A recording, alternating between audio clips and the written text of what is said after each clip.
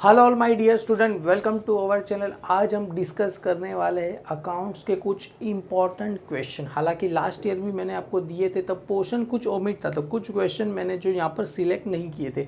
पर इस साल मैंने कुछ वैसे सम भी सिलेक्ट किए जो एग्ज़ाम पर्पज़ के हिसाब से काफ़ी ज़्यादा इंपॉर्टेंट रह गए।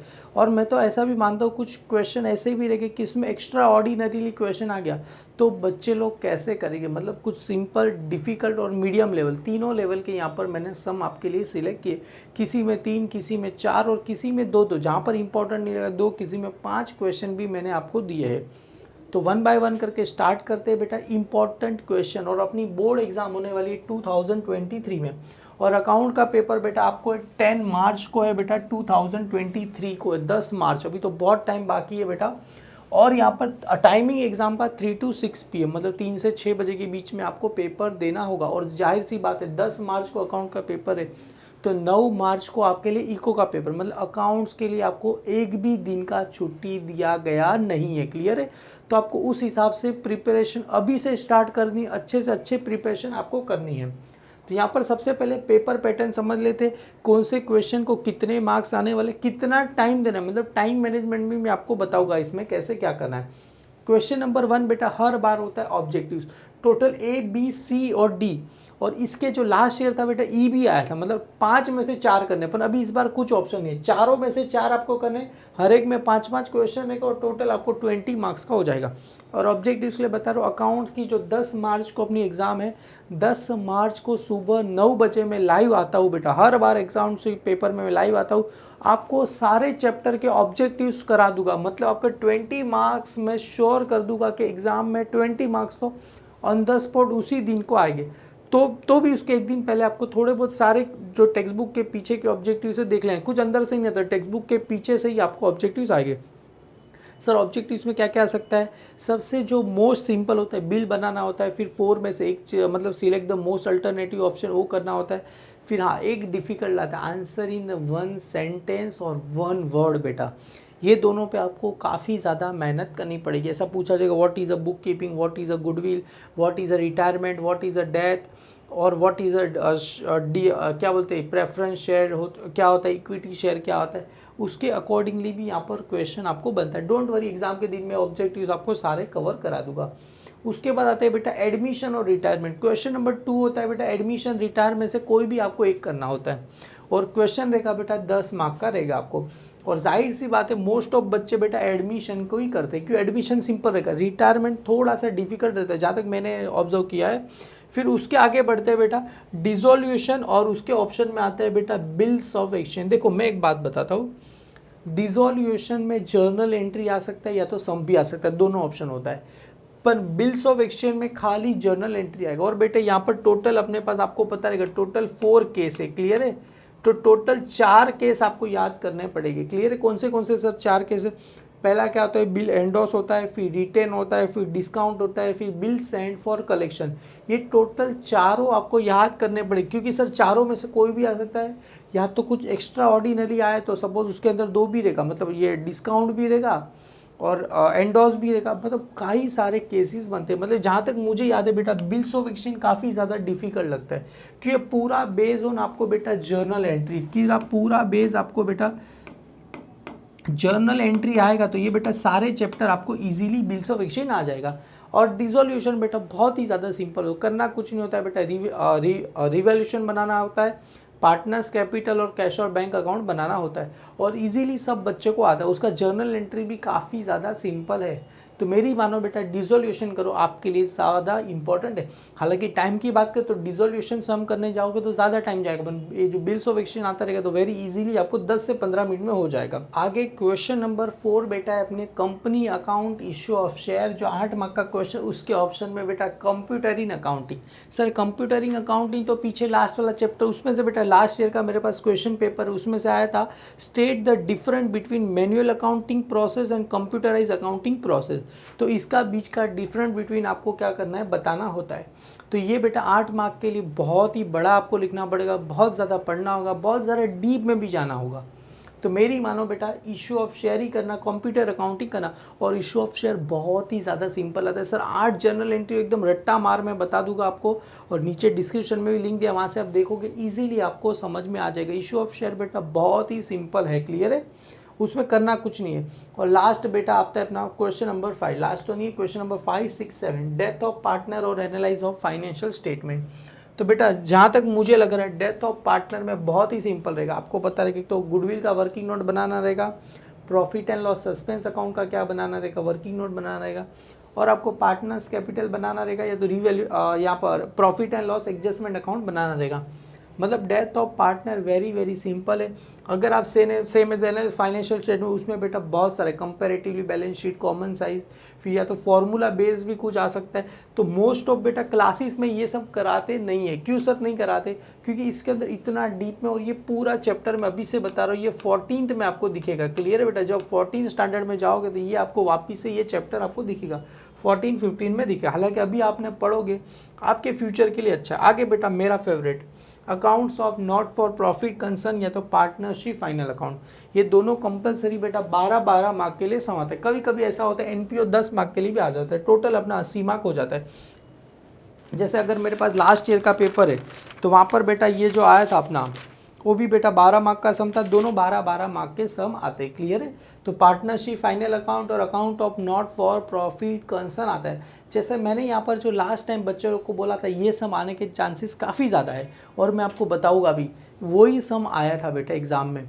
तो ये आपको ध्यान रखना। और partnership final account very very simple है सर। टाइम कितना किसको देना है, जैसे अगर टाइम की बात करें तो मैं सभी बच्चों को बोलता हूँ एक काम करो, 30 मिनट आप 30 मिनट्स बेटा किसको दे दो, फाइनल अकाउंट के दे दो, 30 मिनट्स बेटा आप एनपीओ को दे दो। क्यों सर? एनपीओ बेटा काफ़ी ज़्यादा वास्ट है, मतलब एनपीओ में बहुत सारी टेक्निक है, ट्रिक है, अलग अलग बैलेंस शीट भी आता है, कभी कभी कैपिटल फंड भी। हालांकि एनपीओ सिंपल है, पर एनपीओ में कॉन्सेप्ट बहुत ज़्यादा है, मतलब उसके अंदर 4 अलग, और फाइनल अकाउंट में कुछ नहीं, 4 अकाउंट भले बनाने होते पर उसके अंदर बहुत ही ज़्यादा सिंपल फाइनल अकाउंट होता है। तो दोनों के लिए सर 30-30 मिनट आपने दे दिया, मतलब 1 घंटा अपना यहाँ पर ही हो गया। सर पहले जाके हम एनपीओ फाइनल अकाउंट कर सकते हैं, हाँ कर सकते हैं, पर आगे से आपको पेज छोड़ना पड़ेगा उसके लिए। उसके बाद आता है बेटा डेथ ऑफ पार्टनर, तो ये 8 मार्क का सम आता है बेटा। मुझे लग रहा है हार्डली 20, मतलब 15 से 20 मिनट में सम हो जाता है, उतना सिंपल सम दिया रहता है। Same as a company account issue of share करोगे ना बेटा, 15 मिनट में सम हो जाएगा। पर आपको लगता है नहीं, आप स्लो लर्नर हो तो बेटा 20 मिनट, मेरी मानो बेटा 20 मिनट्स, मतलब मैक्सिमम की बात करो, मैक्सिमम 20 मिनट्स। और इसमें 8 ही जर्नल है, कुछ कुछ बच्चे तो बेटा 10 मिनट के अंदर ये सम कंप्लीट करते थे, 20 मिनट तो बहुत दूर की बात है। Same as death of partner भी बेटा अपना 20 मिनट्स में सम अपना हो जाना चाहिए आपको, क्लियर है। ये हो गया। उसके बाद आते हैं बेटा bills of exchange. Same as देखो अभी और 20 मिनट हमने इस पर यूटिलाइज कर दिया ऑब्जेक्टिव्स के लिए, तो मतलब 20 मतलब अपना टोटल बेटा 2 घंटा खत्म हो गया। अभी अपने पास पूरे कितने बचे, 1 आवर बचे। सर कैसे? देखो ना, ये 20 मिनट्स 20 तो टोटल 1 घंटा, और यहाँ पर इन दोनों के लिए 1 घंटा, तो मतलब 2 आवर्स अपने खत्म हो गए। अभी अपने पास बचे 1 आवर्स। 1 आवर्स के अंदर आपको कौन सा करना है? सबसे पहले डिसोल्यूशन ऑफ पार्टनरशिप फॉर्म या तो एडमिशन ऑफ पार्टनर। तो देखो ये आप अगर डिसोल्यूशन करोगे या तो एडमिशन करोगे तो मुझे लग रहा है 20 से 25 मिनट में आपका सम हो जाता है, अगर आप अच्छे से प्रिपरेशन करोगे तो। अगर मैक्सिमम टाइम की बात करें तो दोनों को आप बेटा अगर 25 मिनट्स भी दे रहे हो, मतलब 20 मिनट तो हो जा रहा है, मैक्सिमम टाइम की बात करो 25 मिनट्स भी दे रहे हो, तो भी आपके पास 10 मिनट्स एक्स्ट्रा बचेगा, जहाँ पर आप क्या कर सकते हो, कुछ ऑब्जेक्टिव्स नहीं आया तो आजू बाजू में पूछ सकते हो कि इसका आंसर क्या रहेगा। पर ऐसा किसी की गलती करना मत। क्यों मत करना? क्योंकि आपको भले लगता है कि सर ये आंसर राइट रहेगा, पर वो बाजू वाला बोलता है ना कि नहीं ये आंसर राइट रहेगा, तो हम उस पर भरोसा कर दे, फिर पता चलता है नहीं यार अपना आंसर राइट था। तो बेटा किसी पे भरोसा मत करो, अपने आप की सुनो। अगर आपको लग रहा है कि डाउट लग रहा है कि ये भी आ सकता तो अपना ही सुनो, किसी और का मत लिखो। पर आपको कंफर्म पता है कि मुझे इसका आंसर पता ही नहीं है, कुछ भी नहीं पता है, तो फिर आप आगे पीछे देखो। तो यही बच्चा गलती करते हैं कि आप पता होता है तो भी दूसरे को पूछेगा, वो बोलेगा नहीं वो सही है, तो उसका लिख के आएगा, फिर बोलेगा अरे फिर सर पे हाथ रख के रोएगा यार वो मैंने क्या गलती कर दिया। और अकाउंट्स में बेटा 80 में से 80 लाना बहुत ही ज़्यादा सिंपल है, बस आपको स्टडी करना चाहिए। आगे बढ़ते बेटा इंपॉर्टेंट क्वेश्चन की तरफ। कौन से इंपॉर्टेंट क्वेश्चन है? तो वेरी फर्स्ट बेटा हर साल मैं देता हूँ ये बेटा दया, और यहाँ पर है बेटा कशमा का सम। क्यों सर? क्योंकि यहाँ पर आरडीडी भी दिया गया है, यहाँ पर डिस्काउंट भी, परचेज रिटर्न भी दिया। अगर यहाँ पर देखोगे बेटा सेल्स रिटर्न और hidden adjustment, sir 2 hidden adjustment है, 10% इन्वेस्टमेंट वाला और एडवर्टाइजमेंट कितने वाला है, पेड फॉर 9 मंथ, मतलब 2 हिडन एडजस्टमेंट इस सम के अंदर दिए गए हैं। क्लियर है? और साथ में आपको डेप्रीशिएशन भी देखो, बिल्डिंग का 5%, 3% भी दिया, bill receivable include dishonour of bill, मतलब सर क्या सम है यार, एकदम मज़ा वाला सम है। देखो इसमें क्या दिया, 800 बैड डेब्ट भी दिया है, आरडीडी भी दिया गया और ओल्ड आरडीडी भी दिया गया। और एक और adjustment, goods of ₹6,000 we sold but no entry made in the books of, मतलब ये क्या हुआ, अनरिकॉर्डेड सेल्स हुआ। क्लियर है? तो बहुत ही ज़्यादा इंपॉर्टेंट और इंटरेस्टिंग सम है बेटा। ये आपको पेज नंबर दिया गया यहाँ पर, अगर मैं पेज नंबर की बात करूँ, पेज नंबर 24 पे ये सम दिया गया। इलास्ट्रेशन 1 ही है। उसके बाद आते हैं बेटा सीधा प्रैक्टिकल प्रॉब्लम बेटा 6 पे, पेज नंबर 59, अर्चना और प्रेरणा वाला सम। सेम बेटा आरडीडी दिया है, परचेज रिटर्न दिया गया, यहाँ पर सेल्स रिटर्न दिया गया, रिजर्व फंड दिया गया, बहुत ही अच्छा सम दिया गया यहाँ पर। और इस सम में बेटा कोई हिडन एडजस्टमेंट दिए, पर सम अच्छा है, मतलब एग्जाम पर्पस के लिए। जैसे काफ़ी सारे बच्चे ट्रेड एक्सपेंस ट्रेडिंग अकाउंट में, पर ट्रेड एक्सपेंस कहाँ आता है, प्रॉफिट एंड लॉस अकाउंट में आता है। इलेक्ट्रिसिटी चार्जेस कहाँ आता है, प्रॉफिट एंड लॉस अकाउंट में आता है। तो ये सब छोटी छोटी बात। ट्रेडमार्क, तो ट्रेडमार्क ट्रेडिंग और ट्रेडमार्क असेट साइड जाता है, आपको पता रहेगा, इंटेंजिबल असेट पता है ना, गुडविल, पेटेंट, ट्रेडमार्क, कॉपीराइट्स, ये होता है। और देखो एडजस्टमेंट इसके लिए तो कराया था, ये stock of 19, value cost price कितना है 12,000, मार्केट प्राइस कितना है 17, cost price market price which ever is lower, तो इसको क्या लेते, क्लोजिंग स्टॉक लेते। 18 पेटेंट रिटर्न ऑफ, सर क्या एडजस्टमेंट है, एकदम मज़ा वाला समय। देखो ये पार्ट ऑफ फर्नीचर 5,000 परचेज 1 अक्टूबर 2018, उसके हिसाब से अलग से बेटा ये फर्नीचर पे वर्किंग नोट बनता है। मैंने आपको सब कुछ कराया और इंटरेस्ट ऑन कैपिटल भी दिया गया है। तो बहुत ज़्यादा इंपॉर्टेंट क्वेश्चन है, 2 सम ही अच्छे, पर इस साल ये 3rd क्वेश्चन मैंने एक्स्ट्रा इसमें डाला गया क्योंकि बच्चा और ज़्यादा प्रैक्टिस करे और अच्छे से स्कोर कर सके। सर इसमें कौन से समय, देखो यहाँ पर ये सपरा और यहाँ पर अत्रे का समय। क्लियर है? तो यहाँ पर ये पेज नंबर आपको 39 इलास्ट्रेशन है बेटा। सेम यहाँ पर देखो प्रोविडेंट फंड या रिटर्न, मतलब आपको पता रहना चाहिए बेटा, ये जो क्रेडिट साइड में होता है ये कौन सा रिटर्न होता है, परचेज रिटर्न होता है। और जो डेबिट साइड में रिटर्न होता है कौन सा रिटर्न होता है बेटा, ये सेल्स रिटर्न होता है। क्योंकि कभी भी ऐसा समय है तो बच्चे ज़्यादा कंफ्यूज हो जाते हैं, कौन सा सम करना, क्या करना।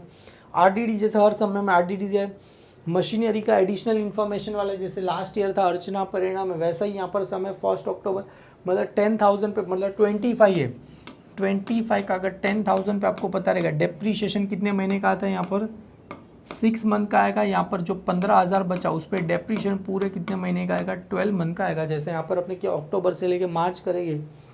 प्रोविडेंट फंड इन्वेस्टमेंट दिया गया, बहुत ही अच्छा सम दिया गया। जैसे यहाँ पर दोनों में आरडीडी भी दिया गया, बैड डेट सब कुछ दिया गया है। और same as a good sold, मतलब अनरिकॉर्डेड सेल वाला भी एंट्री आपको दिया गया है।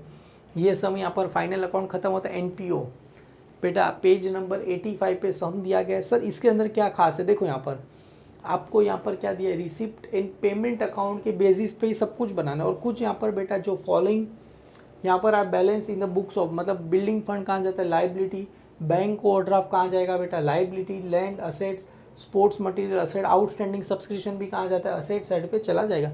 मतलब बहुत ही अच्छा सम दिया गया। और इस सम की खास बात यह है कि यहाँ पर आपको बेटा कैपिटल फंड फाइंड करना पड़ेगा। मतलब ये सम के अंदर आपको ओपनिंग, मतलब कौन सा बनाना पड़ेगा सर, ओपनिंग बैलेंस शीट बनाना पड़ेगा। कौन सा बनाना पड़ेगा, ओपनिंग बैलेंस शीट आपको क्या करना पड़ेगा, बनाना पड़ेगा। क्लियर है?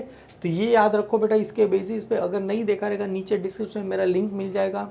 ये सम बेटा ज़रूर से करके जाना। पेज नंबर आपको दिया गया 85 पे दिया गया है। जैसे बैंक ओवरड्राफ्ट भी दिया जो कैंसिल हो जाता है, ओपनिंग और क्लोजिंग, ये जो बैलेंस शीट से करोगे तो आपको पता चल जाएगा बेटा। और सेम एज 97 पे बेटा सेम, मतलब वहाँ पर हमें ओपनिंग बैलेंस शीट बनाना था, यहाँ पर ऑलरेडी बना के दे दिया। इस सब में देखो वो जो सम नीचे जो मैंने बताया था यहाँ पर ऑलरेडी बना के दे दिया है। और आपको पता होगा जैसे यहाँ पर सैलरी है, रेंट है, ये नया सम है बेटा। सैलरी में से क्या हो जाएगा, ये लेस हो जाएगा, मतलब ये सैलरी ये वाली सैलरी से लेस हो जाएगा, ये रेंट ये वाले रेंट से लेस हो जाएगा, ये स्टेशनरी ये वाले स्टेशनरी से लेस हो जाएगा। और आउटस्टैंडिंग सब्सक्रिप्शन कहाँ जाता है, असेट साइड, और यहाँ पर 8500 है, तो ये कहाँ गया इसका, ये 2000 इसमें से क्या हो जाएगा, लेस हो जाएगा, पता चला। तो ये 2000 माइनस हो गया, तो आउटर में कितना बचेगा, 6000।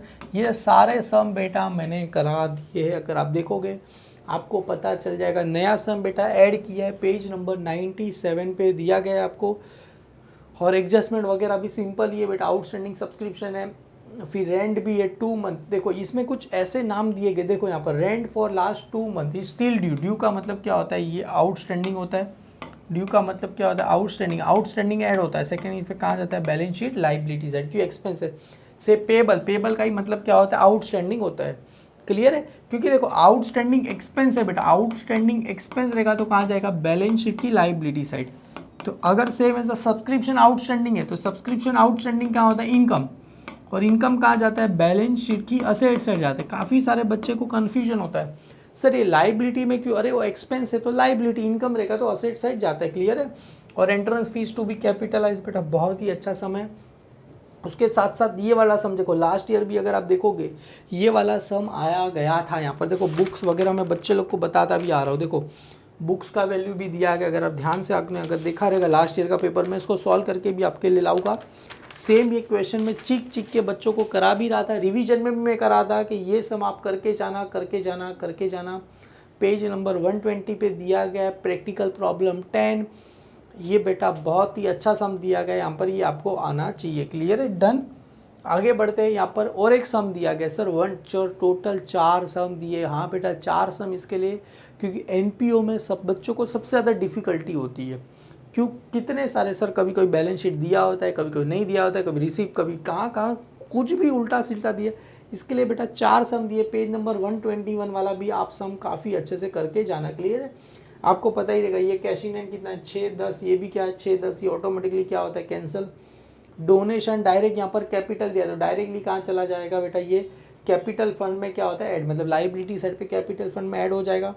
और बेटा एडजस्टमेंट भी एकदम सिंपल, छोटे छोटे एडजस्टमेंट है। डेप्रिशिएशन डायरेक्टली दिया गया है, सब कुछ इजीली आप कर सकते हो। आगे बढ़ते हैं बेटा, एडमिशन पे आते हैं। एडमिशन का सम काफ़ी ज़्यादा इंपॉर्टेंट करता है आपके लिए। जैसे ये सम तो काफ़ी एकदम सिंपल ही है बेटा, ये जहाँ तक मुझे लग रहा है प्रैक्टिकल विक्रम और क्या है, प्राधान्य, और यहाँ पर अवनी एडमिट हो रहा है। मैंने आपको ये सम करा दिया है। और यहाँ पर एक और वैल्यू था कि यहाँ पर क्या बोल रहे थे, the capital all partner adjust new profit sharing ratio. और एक्सेस अमाउंट को कहाँ ट्रांसफ़र करना है यहाँ पर, और एक्सेस अमाउंट को यहाँ पर कहाँ ट्रांसफ़र करना है, थ्रू लोन अकाउंट में करना है। तो ये वाला सम इसके लिए सिलेक्ट किया क्योंकि ऐसे सम आते नहीं है, लास्ट ईयर भी ऐसा सम आया नहीं था। ट्राई है कि इस वाले सम इस बार आ जाए। तो प्रैक्टिकल प्रॉब्लम 1 बेटा आप लोग ज़रूर से ट्राई करना। Same as a Vasu Viraj, page number 162 पे दिया गया सम बेटा। यहाँ पर गुडविल हमें क्या करना पड़ेगा, निकालना पड़ेगा। इसके अलग से वर्किंग नोट बनती है, आप सभी को पता है। जनरल रिजर्व पार्टनर्स कैपिटल में जाता है। ये एकदम सिंपल सम है बेटा। और उसके साथ साथ एक और सम दिया गया है। सर ये वाला सम तो बहुत ही ज़्यादा डिफिकल्ट है। हाँ जी, बहुत ज़्यादा डिफिकल्ट सम, पेज नंबर 147 पे दिया गया है। क्लियर है। और यहाँ पर गुडविल भी लेके आ रहा है। हाफ गुडविल क्या कर रहा है बेटा, ये विड्रॉ कर रहे हैं बाय ओल्ड पार्टनर, मतलब आरडीडी भी दिया गया है। सब कुछ मतलब profit and loss partners capital में जाएगा। एडवर्टाइजमेंट, सस्पेंस अकाउंट, स्टॉक और इन्वेस्टमेंट, फ्लक्चुएशन रिजर्व। सर इतना डिफिकल्ट सम क्यों दे रहे हो, क्योंकि ये सम करोगे बेटा डेफिनेटली मज़ा आएगा। और ये सम आ गया एग्जाम में, कोई भी सम इजीली आप कर सकोगे। और सेम यहाँ पर बाकी और था, तो उसको जो कैपिटल अकाउंट को किस में एडजस्ट करना है, थ्रू कैश अकाउंट में भी करना है। मतलब बहुत ही अमेजिंग सम दिया गया है। आगे बेटा रिटायरमेंट का सम की बात करें तो रिटायरमेंट में पेज नंबर 147 पे सम दिया गया है। सर लेस आरडीडी भी दिया, आरडीडी मेंटेन 10% ऑन डेटर भी दिया गया है। सर इसका मतलब क्या होता है, जैसे आरडीडी है 12,000 का, मतलब टोटल आरडीडी कितना हो गया 1200। बुक में 1000 रुपया थे, मतलब 200 रुपया एक्स्ट्रा मेरे को क्या हो रहा है, ये लॉस हो रहा है। क्लियर, ऐसी भी चीज़ें आती है। अगर सम देखना, स्टॉक 92% उसका क्या हो रहा है, रीवैल्यू हो रहा है। जैसे building and appreciate by 20%। Goodwill of the fix भी दिया, सोना share goodwill should be adjust continuing partner gain ratio. मतलब रिटायरमेंट का बेटा एक कंप्लीटली पैकेज ये सम है, आपको करना पड़ेगा। अमाउंट पेबल के कैश अकाउंट में हम क्या कर रहे हैं, पेड कर रहे हैं।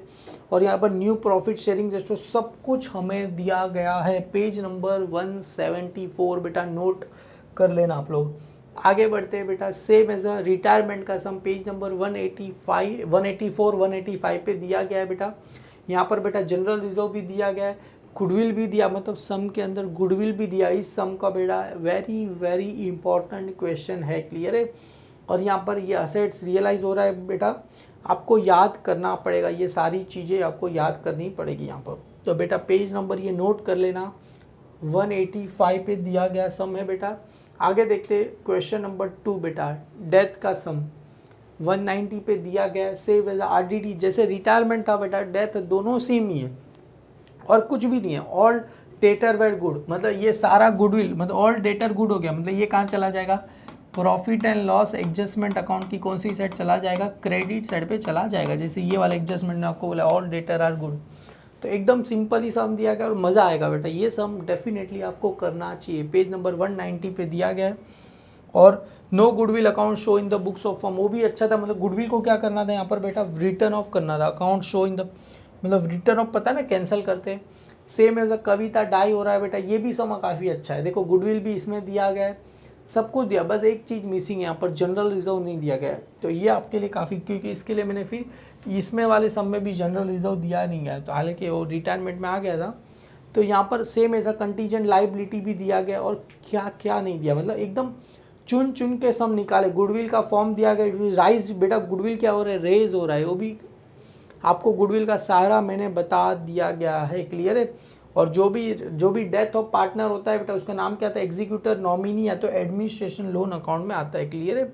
एक और सम बेटा डेथ का दिया गया, यहाँ पर आपको खाली क्या बनाना है, देखो प्रिपेयर क्या बनाना है, Vijay capital account show the amount payable to executor. और बेटा एग्जाम में ऐसे सम आने के चांसेस काफ़ी ज़्यादा हाई होते हैं। बस आपको यहाँ पर गुडविल का अलग से वर्किंग नोट बनाना पड़ेगा, profit and loss suspense account का भी अलग से वर्किंग नोट बनाना पड़ेगा। जैसे इस सम में मैंने दिया था, रिजर्व फंड कहाँ जाएगा, पार्टनर्स कैपिटल में जाएगा, रेशो में चला जाएगा उसके। आगे आते हैं बेटा डिसोल्यूशन, और बहुत ही ज़्यादा इंटरेस्टिंग बेटा, डिसोल्यूशन का सम बहुत ही ज़्यादा सिंपल रहता है। क्यों बच्चों को दिमाग में ऐसा चलता है, क्योंकि सभी बच्चे को ऐसा लगता है कि बिल्स ऑफ एक्सचेंज सिंपल हो, पर बिल्स ऑफ एक्सचेंज सिंपल नहीं है, बिल्स ऑफ एक्सचेंज काफ़ी ज़्यादा डिफिकल्ट है। तो डिसोल्यूशन का सम बेटा, और इस वाले सम में देखो मैंने अंडरलाइन करके इसके लिए रखा है क्योंकि जर्नल एंट्री आता है। अगर आप जर्नल एंट्री करोगे तो ऑटोमेटिकली आपको सम भी आ जाएगा। तो मेरी मानो बेटा जर्नल एंट्री वाला सम मैंने इसके लिए डाला क्योंकि सम भी आ जाएगा इसके अंदर, क्योंकि इसके अंदर रिजर्व फंड भी दिया गया, सब कुछ दिया गया, मतलब ऑल ओवर ब्रैकेट, मतलब कुछ असेट्स को पार्टनर, देखो Sanjeev agree to take over building लेके जा रहा है, Rajeev agree to take over furniture लेके जा रहा है, रियलाइजेशन एक्शन, मतलब सब कुछ सम इसके अंदर आ गया। सेम ऐसा वैसा ही सम बेटा पेज नंबर 244 पे दिया, लीला मंदा कुंदा वाला सब दिया गया, सेम एज पर ये वाला सब agree to take over at a book value पे लेके, पर ये वाला सब बेटा काफ़ी ज़्यादा डिफिकल्ट है, आप करना आपको ऑटोमेटिकली समझ में आ जाएगा। पेज नंबर 244 पे दिया गया है। सेम एज एक और सम बेटा कौन से 216 पे दिया गया, और ये वाला सम की बात करें तो मोस्ट बेटा डेंजरस सम, मतलब इसको अगर डिफ़िकल्ट की बात करें, डिफ़िकल्ट में से 5 में से भी 6 स्टार मिलेंगे। सर ऐसा क्यों, आप करना आपको ऑटोमेटिकली समझ में आ जाएगा कि ये सम इतना ज़्यादा डिफ़िकल्ट क्यों है। पेज नंबर 216 पे दिया गया कि देखो 40,000 का डेटर इतने में लेके जा, हमें पता भी करना होता है डेटर का इतना वैल्यू, इतना बचा, मतलब बहुत ही ज़्यादा कॉम्प्लिकेटेड दिया गया यहाँ पर। और यहाँ पर बेटा आते बिल्स ऑफ एक्सचेंज करना रहेगा बेटा, पेज नंबर 306। सर इसमें काफ़ी ज़्यादा 5, 6, 7 भी मैंने दिया गया, और यहाँ पर देखोगे बेटा 8, 9, 10 भी दिया गया। सर ऐसा क्यों, क्योंकि बेटा इसमें सारे टाइप के सम आपको आने चाहिए। जैसे मैंने स्टार्टिंग में बोला था आपको, मतलब बिल राइज हो रहा है, मतलब अपने पास रख रहा है, उसके भी आने चाहिए, डिस्काउंट भी आने चाहिए, एंडोर्समेंट भी आने चाहिए, बिल सेंड फॉर कलेक्शन, मतलब चारों के चारों केस आने चाहिए आपको, क्योंकि एग्ज़ाम में कुछ भी ऐसा नहीं है। अभी एक बच्चा मेरे को बोलता है सर मेरे कॉलेज वाले सर ने बोला कि एग्ज़ाम में खाली वो डिस्काउंट वाला ही सम आता है। अरे ऐसा नहीं होता, एग्ज़ाम में अगर आप देखोगे डिस्काउंट वाला भी आया है, बिल सेंड फॉर कलेक्शन भी आया, एंडोर्समेंट भी आया है, सभी तरीके से सम आते। क्लियर है बेटा, ऐसा कहीं लिखा नहीं है कि इस टाइप के क्वेश्चन आएंगे, इसमें कौन से भी टाइप के सम आपको आ सकते हैं। क्लियर है, तो आपको याद रखना है बेटा। तो मतलब ये अगर 6 सम करोगे इजीली आपको समझ में आ जाएगा। आगे बेटा मेरा फेवरेट इशू ऑफ शेयर, यहाँ पर कुछ सिंपल सम थे मैंने हटा दिए क्योंकि लास्ट ईयर पोर्शन ओमिट था, तो उस हिसाब से मैंने आपको बताया था। पर इस साल वो सिंपल क्वेश्चन सारे हटा के पेज नंबर 314 और 342 पे आपको दिया गया है, ये सम आपको करने पड़ेंगे। और एडवांस में एक्स्ट्रा लेवल सम बेटा ये 6, 5 और 7, इसको भी आप ज़रा स्टार मार्क करके रखना क्योंकि ये सम आपको आने चाहिए। 6 वाला तो काफ़ी ज़्यादा इंटरेस्टिंग सम है क्योंकि इसके अंदर सब कुछ आ गया है, और 7th वाले के अंदर 7th वाला सम भी है, पर इसके अंदर क्या है वो री इशू कर रहा है वो सब है, इसके अंदर री इशू नहीं है। इसके अंदर कहता है फर्स्ट एंड फाइनल कॉल पैसा नहीं दे पा रहा है, तो ये भी आपको करने पड़ेंगे बेटा। मतलब सारे सम अच्छे से अच्छा है बेटा, आपको करने आने चाहिए। और कुछ भी आपको बेटा डाउट डिफ़िकल्टी कुछ भी रहेगा मुझे कमेंट सेक्शन में डाल दो। मतलब हमने यहाँ पर पेपर पैटर्न समझ लिया, कौन से क्वेश्चन के कितना मार्क्स कितने मिनट्स में करना चाहिए वो भी समझ लिया, कौन से सम इम्पॉर्टेंट है वो भी समझ लिया। बस करना आपकी ज़िम्मेदारी है। और नीचे आप डिस्क्रिप्शन में जाओगे बेटा सारी लिंक मिल जाएगी। मुझे पता है बहुत कम लोग रहेंगे जो एंड तक वीडियो देखते रहेंगे, पर एंड तक जिसी ने भी देखा है मेरी तरफ से उसको साक्षात बेटा धन्यवाद। और बेटा एग्ज़ाम में एक छोटी सी टिप देना चाहूँगा, अपने आप पे भरोसा करो, किसी और पे भरोसा मत करो। कोई जो भी बोलेगा उसका नहीं, आपको लगता है कि ये ट्रू है तो ट्रू ही लिखो, उसको लगता है कि भले फॉल्स है भले उसने लिखा है, पर अपने जब तक बेटा खुद पे भरोसा करो, औरों पे भरोसा करने मत जाना एग्ज़ाम में। मोस्ट ऑफ बच्चे यही गलती करते हैं, अरे तेरा प्रॉफिट 90,000 आया मेरा 80 क्यों आया, तो उसमें वो टाइम वेस्ट करने चले जाएंगे, पर अपना ही राइट होता है। तो ये चीज़ बेटा हमेशा मेरे बच्चों एक ही बात रहे, अपने खुद पे भरोसा करना, किसी और पे भरोसा करना नहीं। तो वीडियो अच्छा लगे लाइक करना, अपने सारे फ्रेंड में फॉरवर्ड कर देना। और सारे सम बेटा जितने भी सम है सब मैंने सम 2-2 बार करा दिए। आप खाली यूट्यूब पे सर्च तो करो, question number page number, automatically मेरा सम आ जाए। कौन सा भी क्वेश्चन देगा, एग्जाम्पल के तौर पे ये सम की बात करें, क्वेश्चन नंबर 24 मतलब क्वेश्चन नंबर 1 पेज नंबर 24 डालो, ऑन द स्पॉट मेरे वीडियो आएगा, वेरी फर्स्ट आएगा। कोई भी अकाउंट्स का बुक का सम लो, सब कुछ आएगा। आगे मैं आपके लिए पेपर सॉल्व भी करके लाऊंगा, मतलब ये जो पेपर मैंने लास्ट ईयर का निकाला उसके लास्ट ईयर का निकाला, सब कुछ आपके लिए बेटा मैं करके लाऊंगा। बस भरोसा रखिए हेमल सर पे और कीप ट्रस्ट। और थैंक यू सो मच, आप देखते रहिए। Thank you so much all my dear student.